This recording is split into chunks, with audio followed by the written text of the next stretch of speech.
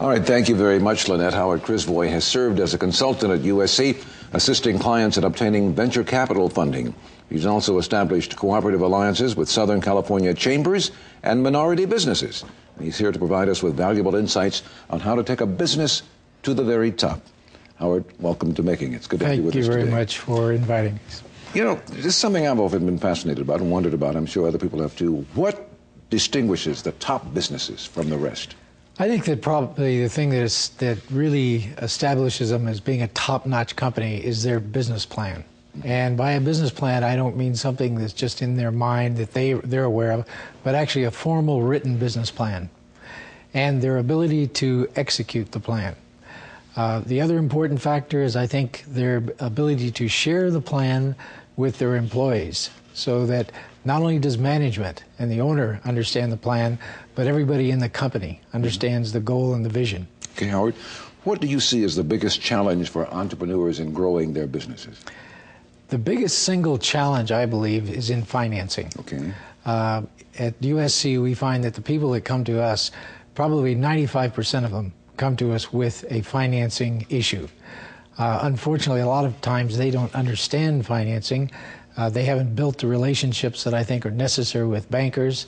Oftentimes in startups, they finance the startup business with their own funds, credit card funds, money from relatives. And once they've started to build a business, once they've been in business several years, they see the need for a real formal financial plan. Okay, so financing.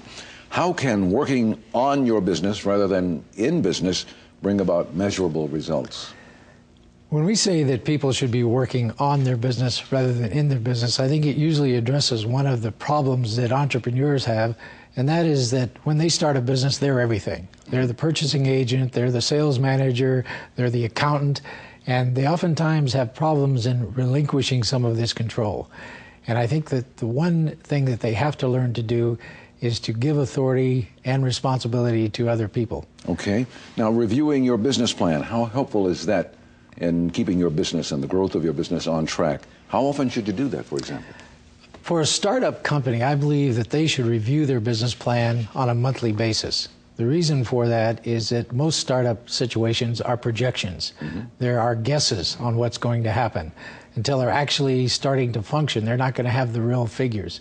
And they need to know if these figures are accurate, and they can adjust them on a monthly basis.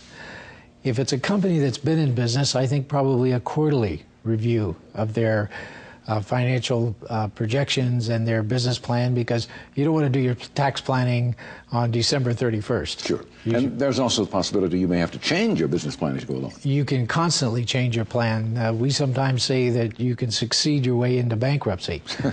You can be doing so well that actually you're running into cash flow problems. Okay.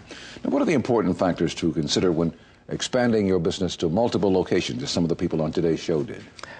I think probably the biggest thing to consider is your inventory of both financial resources and also human resources. Do you have the finances to undertake the expansion, and do you have the human resources to implement it?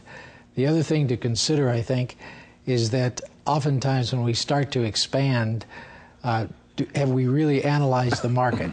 Do we understand the markets in other areas? Have we set up proper communications? Do we have a system that can be replicated easily and that has a systematic approach to the business? Good ideas. Thank you very much, Howard. Good to have you with us today. Thank you very much. We'll tell you how to get in touch with Howard Crisvoy when we come back on Making It in just a moment. Stay with us.